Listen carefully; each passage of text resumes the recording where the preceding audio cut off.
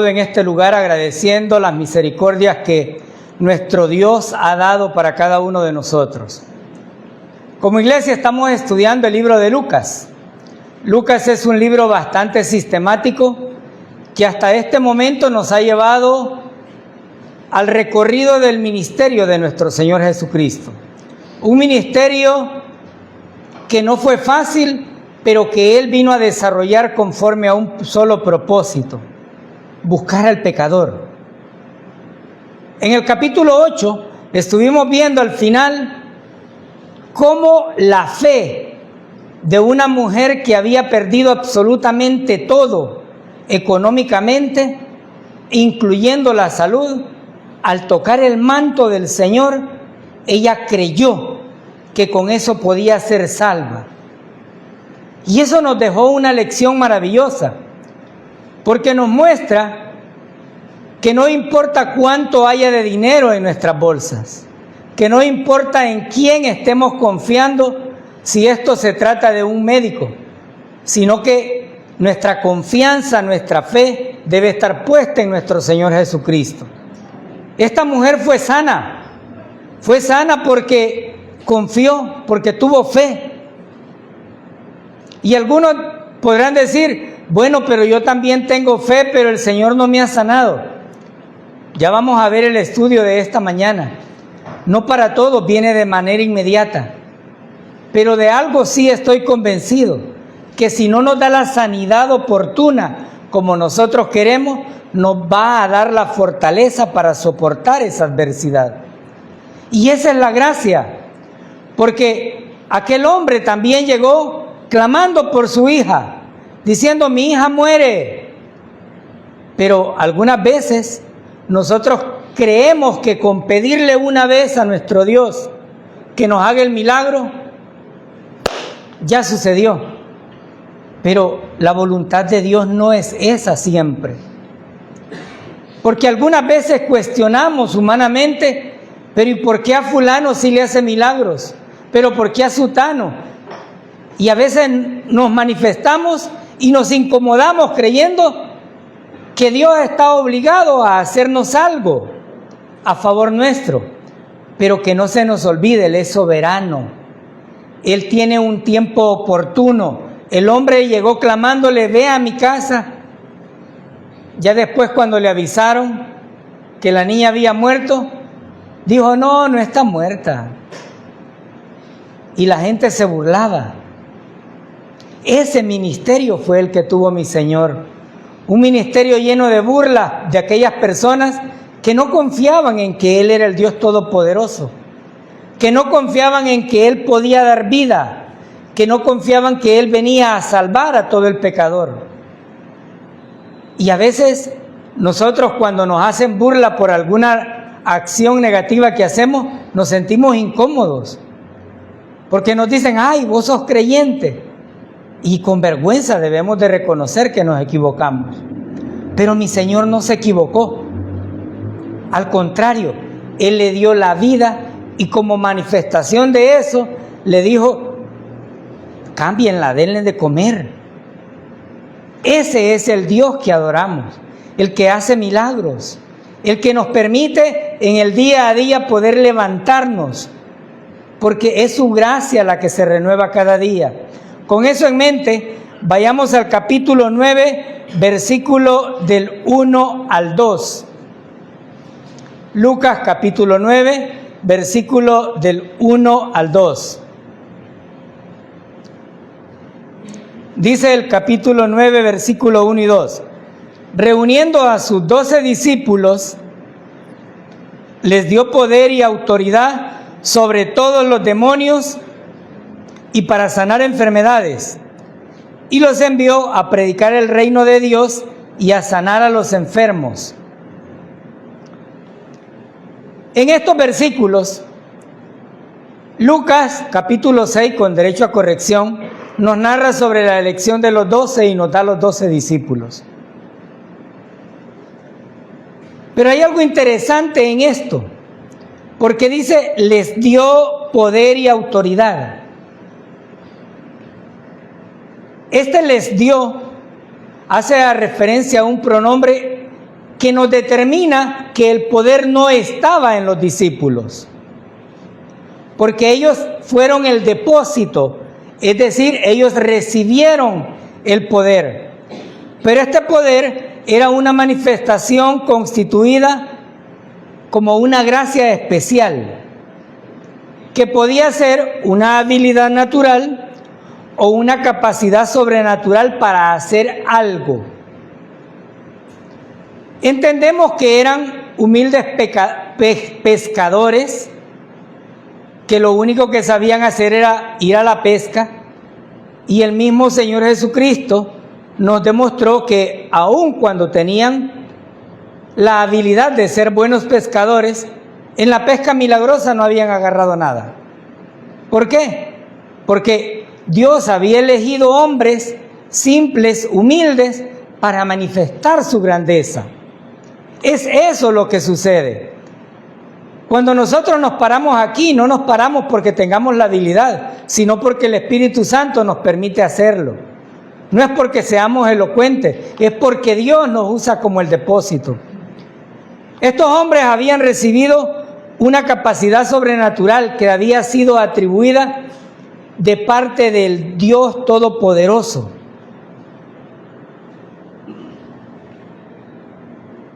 Esta habilidad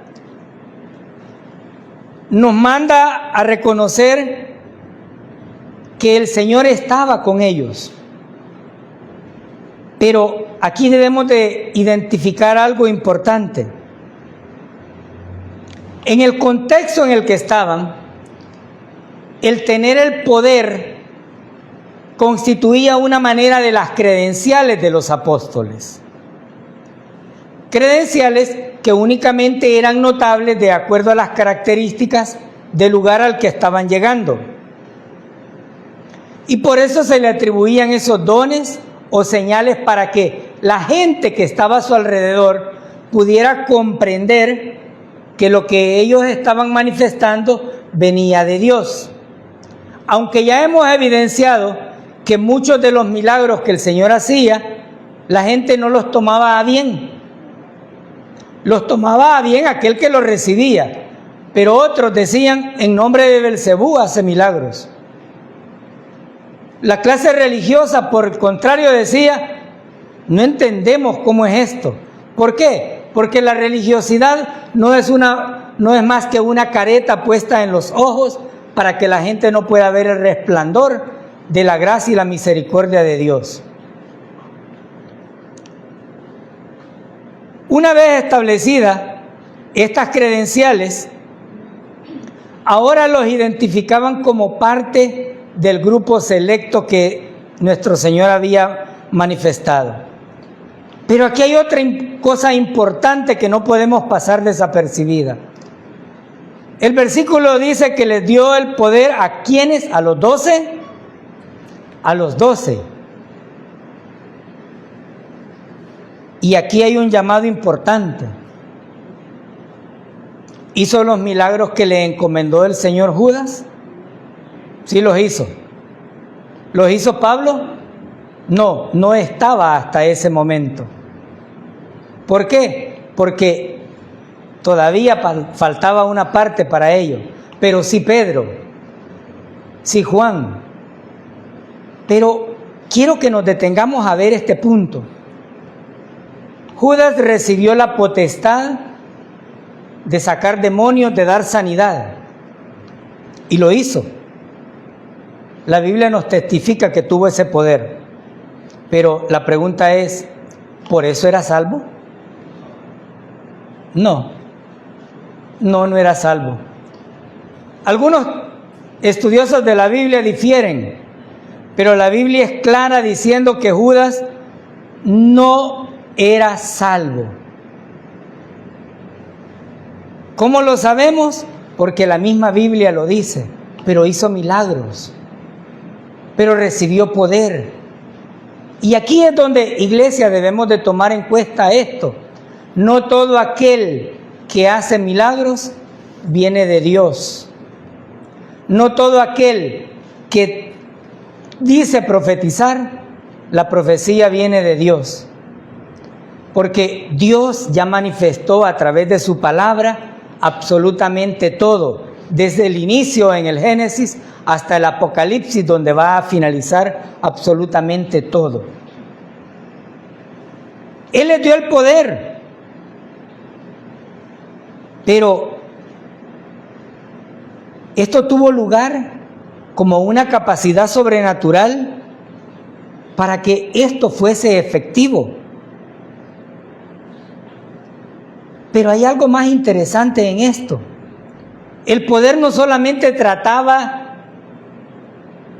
de demostrar que había sanidad física. Cada vez que mi Señor hizo un milagro, su sanidad física iba acompañada de la predicación. Y es por eso que nosotros estamos convencidos de que la iglesia ha sido creada para edificarse por medio de la palabra de Dios. Y les dijo, vayan a predicar el reino de Dios y a sanar los enfermos. Y esa fue la comisión. Porque algunos dicen, ya ven, los mandaron a dar sanidad, pero aquí van a predicar y nadie da sanidad. Pero todavía existen algunos por ahí en las redes sociales predicando sanidad de todo. Pero aquí también cabe mencionar algo importante, que son palabras de mi Señor. Llegó uno de los apóstoles y le dijo, Señor, por allá andan sanando en tu nombre, y no somos ninguno de nosotros. Y él le respondió, ¿y qué con eso? El que conmigo recoge, es conmigo. El que no, pues anda por otro lado. A este momento, cabe mencionar que eso no significa que Dios no pueda manifestar sus milagros en este tiempo. Aquí, Él estaba con sus 12 discípulos y les dio ese poder. Pero una vez establecido esto, los manda a predicar el reino. Pero, ¿qué es eso de la predicación del reino? Porque muchas veces se habla tanto de la venida del reino, del establecimiento del reino. Pero ellos estaban desarrollando un ministerio que tenía como propósito realmente buscar la sanidad de las personas, pero también buscar la sanidad espiritual. El mundo, en ese contexto, tenía mucha religiosidad. Habían tantas reglas humanas que los sacerdotes se paraban en las esquinas con sus ropas blancas para que los viera la gente. Y ponían carga sobre carga, tanto que mi Señor les dice, si ni ustedes las pueden llevar. Mucha gente está en las iglesias cargada, abatida, preocupada, angustiada, porque cree que un traspiés en su vida particular o en su vida secular los hace perder la salvación. Pero aquí hay una noticia maravillosa. La muerte de nuestro Señor Jesucristo fue como pago absoluto de todos los pecados de la humanidad. Aquí no murió por uno, por dos. Él pagó la deuda completa. Y su palabra dice que Él no se acuerda más de esos pecados, porque su sangre preciosa fue la que limpió y lavó todos nuestros pecados. Por lo tanto, si usted va a una iglesia o asiste a una iglesia donde le ponen más carga que la que pueden llevar, apártese de ahí, sálgase de ahí. En estos ministerios que estos discípulos estaban desarrollando, se vio cómo cada uno de ellos en obediencia había manifestado esos dones que habían sido atribuidos. Pero habían sido atribuidos porque les confirió el poder, es decir, el dunamis en griego, y la autoridad sobre demonios. Pero una de las comisiones también era predicar este reino. ¿En qué consiste el ministerio del reino terrenal de Jesús? Primero debemos identificar que no se trataba de un lugar geográfico, ni de un reino político. Tampoco se trataba de un despliegue de un gobierno, sino que era la manifestación de la soberanía de Dios sobre la creación y el corazón humano. Dios no venía a establecer su poder, a quitar el imperio romano, no venía a abolir los impuestos de Roma, porque Él lo dijo también. Cuando se le acercaron tentándole y le dijeron, ¿a quién debemos de dar tributo? ¿Al César o a quién? Y dijo, ¿de quién tiene la cara ahí esa? ¿De quién es esa moneda? Del César. Entonces, dar al César lo que es del César y a Dios lo que es de Dios. Él no vino a abolir esos impuestos. El pueblo estaba obligado a pagarlo. ¿Por qué? Porque estaba sirviéndole al imperio. Pero en este contexto bíblico, el reino tenía ciertos pilares fundamentales. Uno de ellos era una realidad presente y futura. La presente, Cristo había venido, el rey estaba aquí y por lo tanto Él traía su reino. Pero ya lo vimos, mas los suyos no lo recibieron. Pero aquellos que le recibieron, les dio potestad de ser hechos hijos de Dios. Yo le recibí y por lo tanto ahora nos llamamos hijos de Dios y hemos recibido esto. Pero también tenía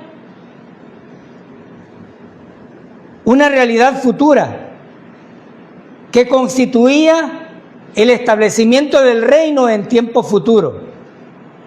Un reino que todavía los judíos continúan esperando y que ahora que hemos tenido la potestad de ser hechos hijos de Dios, sabemos que vamos a estar por ahí. Pero también el evangelio del arrepentimiento o el evangelio del reino tenía un pilar fundamental, el arrepentimiento, porque estaba siendo predicado a judíos, que fueron quienes mataron a nuestro Señor Jesucristo. Aquellos que todavía seguían creyendo que aquel simple hijo del carpintero, que no es este el hijo del carpintero, no es este el que andaba, como muchos en nuestra vida decían, ¿y quién puede dar algo por este? La gente lo veía insignificantemente y tenía una concepción de que era un profeta más, que era un sanador más. Pero la gente tenía que entender, tenía que cambiar de mentalidad con relación a quién estaban teniendo ahí. Y este es el punto hacia el cual lleva el arrepentimiento. Significa cambiar toda nuestra manera de pensar. Si nosotros creíamos hasta hoy que podíamos salvarnos, estamos perdidos, nunca podríamos llegar a ser salvos. Si todavía seguimos creyendo que todo cuanto Dios ha provisto, usted se lo ha ganado con el sudor de su frente, déjeme decirle que si Dios no hubiese permitido, usted no trabaja ni tiene absolutamente nada. No son sus méritos, son los de mi Señor. Ellos tenían que entender justamente eso, pero también tenían que tener fe. Ellos estaban esperando un Mesías, pero este Mesías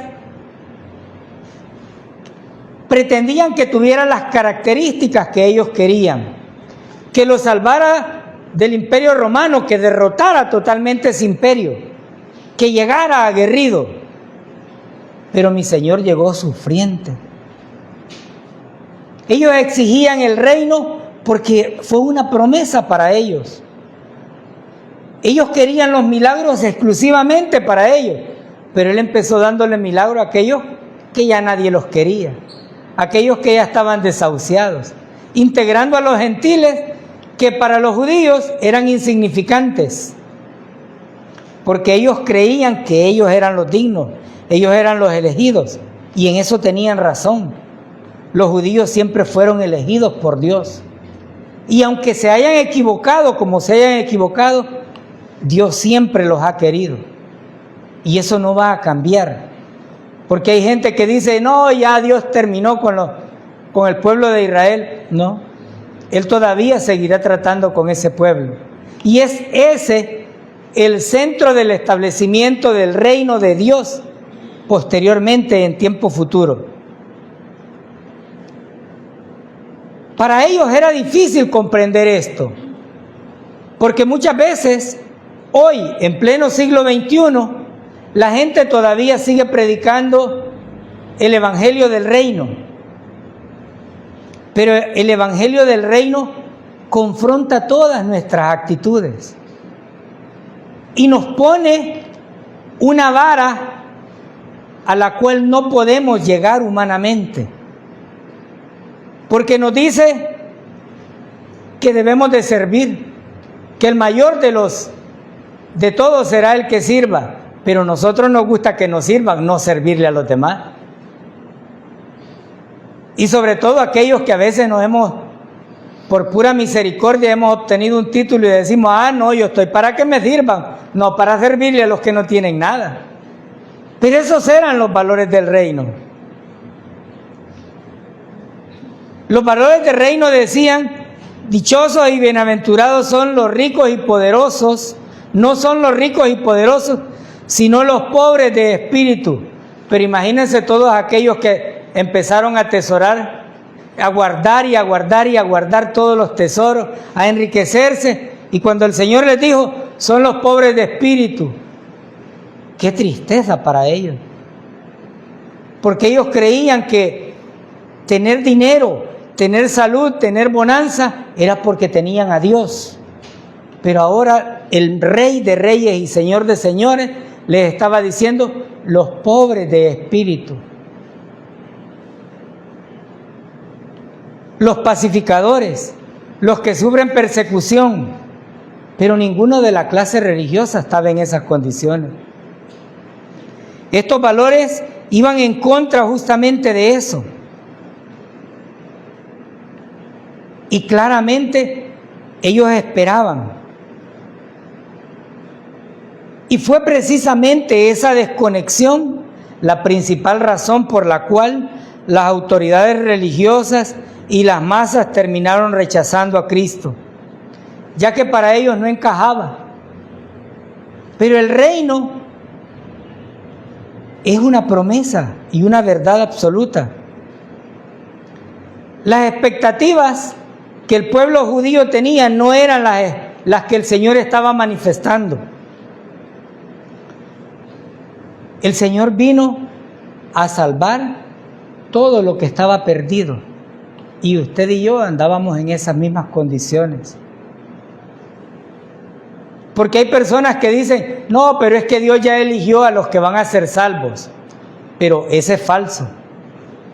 Usted y yo tenemos la libertad de elegir en quién confiamos. Y esto no es extraño. Cuando usted recibe el Evangelio, cuando le ilustran que Cristo vino a esta tierra a morir por cada uno de nuestros pecados y que Él pagó la deuda, usted tiene la decisión de decir, sí creo o no quiero creer. Y si usted no cree, déjeme contarle algo, no va a haber el reino. Pero si usted cree, tiene una esperanza. Y la alabanza que cantábamos decía, porque Él vive, triunfaré mañana. Por eso es que confiamos en esto. Porque la gente dice, ¿y quién te ha dicho que Dios existe? Pues Él mismo lo manifestó a través de su palabra. ¿Y quién te dice que hay cielo? Él lo está estableciendo. Este pueblo no había recibido justamente lo que ellos querían. Porque ellos pensaron que la venida del Mesías iba a ser exclusivamente para ellos. Pero el orgullo que ellos tenían llevó a que cada uno de nosotros como gentiles pudiéramos alcanzar la salvación, pudiéramos llegar hasta el trono de la gracia de nuestro Señor Jesucristo de manera oportuna. Lo que Yeshua realmente enseñó rompió cualquier paradigma, cualquier expectativa, porque Él vino a establecer un reino espiritual e interno, un reino espiritual que no tenía ninguna advertencia. Pilato estaba preocupado y el gobierno romano decía, bueno, ¿y este que va a ser rey? ¿Qué onda, pues? Pero él les dijo, mi reino no es de aquí. ¿Qué les estaba diciendo? No me interesa la parte humana, no me interesa las situaciones políticas.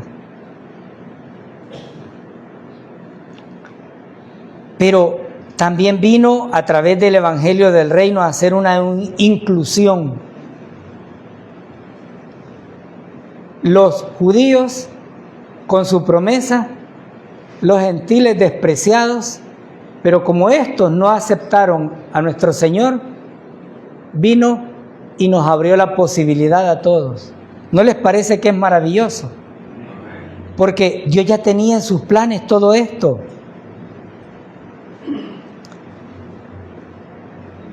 La victoria del establecimiento del reino no era venciendo al imperio romano, era haciendo que todas las personas que no confiaban en Él confiaran que Él era el Mesías, el Cristo, el enviado por Dios. Que todos ellos pudieran entender que Él había venido a morir en una cruz para vencer, no para guerrear contra el imperio. Y que la muerte en la cruz fue la que determinó el poder, la gloria y todo el imperio solamente para Él. Pero esto también llevaba a un choque, porque cuando Él ejerció su ministerio,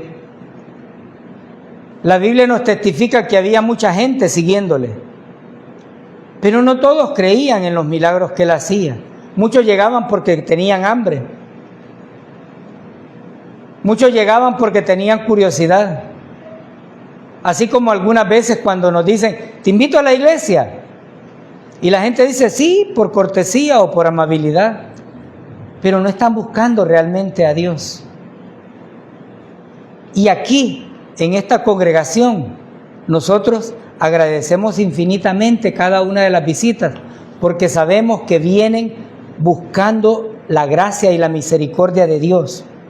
Porque la salvación está disponible para todos. La salvación no es exclusiva para quienes predican, para quienes se paran en este frente. No, la salvación es exclusiva para toda la humanidad. Y está abierto. Los brazos de mi Señor están abiertos para todo aquel que cree en su obra redentora. Y todo aquel que nos ve a través de las redes y que nos va a escuchar posteriormente, puede confiar que la obra que nuestro Señor Jesucristo hizo en la cruz es total y definitiva. Él pagó toda nuestra deuda. Y cuando nosotros nos identificamos con ese sacrificio, la Biblia dice somos salvos. ¿Por qué? ¿Por nuestros méritos? No, por los méritos que el Señor Jesucristo hizo en la cruz. Así como cuando los jóvenes se identifican con sus equipos y dicen ganamos. Ellos no jugaron, pero ellos ganaron. ¿Por qué? Porque se identifican con un equipo. Así, ahora yo puedo decir, soy salvo, porque me identifico con la gracia y la misericordia que Dios derramó en la cruz como pago por nuestros pecados. Nos vamos a quedar hasta este versículo, hermanos, porque el tiempo no nos va a